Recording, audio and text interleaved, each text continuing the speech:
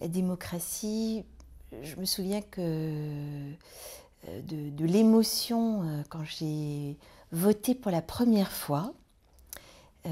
C'était pour les présidentielles de 1981. Et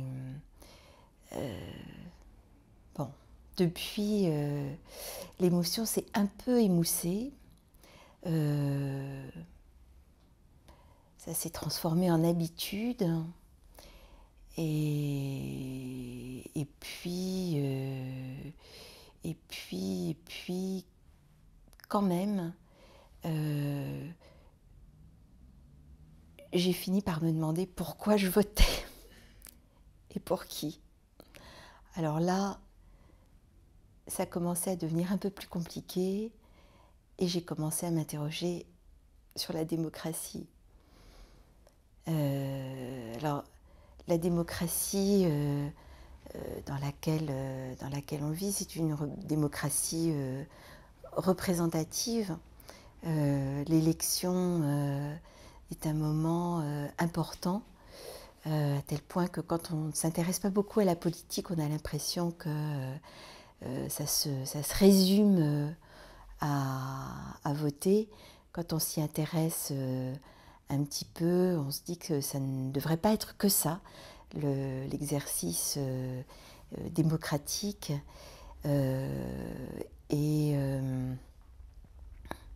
Qu'on devrait peut-être être un peu plus sollicité, être plus mobilisé aussi par rapport aux questions par lesquelles la société est traversée. D'autant que devient difficile de choisir entre les candidats. Je parle du choix entre les candidats des partis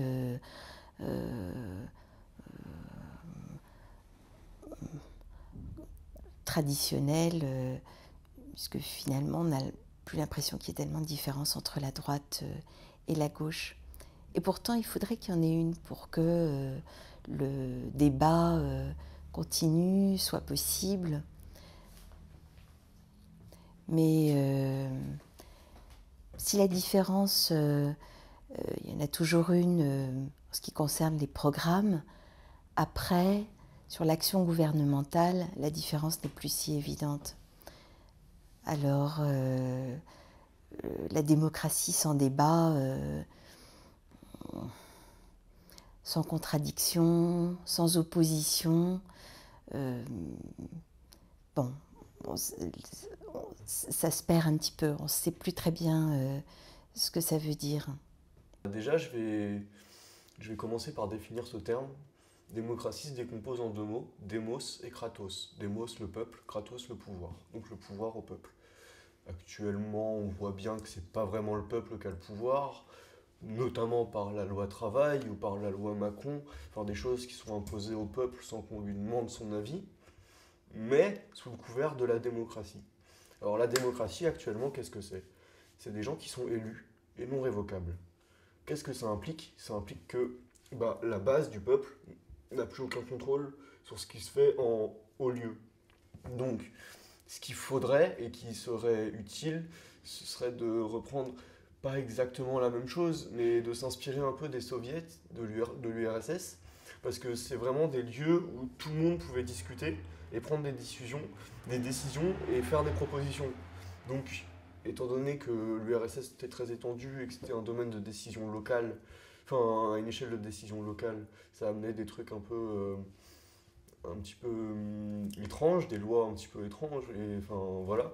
Mais d'un autre côté, ça permet aussi de donner la parole à tout le monde et que tout le monde puisse s'exprimer. Donc on pourrait faire une espèce de... Au lieu de faire une démocratie par le haut, qui étend son influence sur le bas, une démocratie par le bas, qui fait des propositions vers le haut et mettre en place des instances de décision de ce type pour permettre à tous d'avoir son mot à dire dans la vie politique. Parce qu'il y a un truc qu'il faut rappeler, c'est que même si la politique ça vous intéresse pas, Malgré vous, vous êtes un acteur politique de la vie de tous les jours.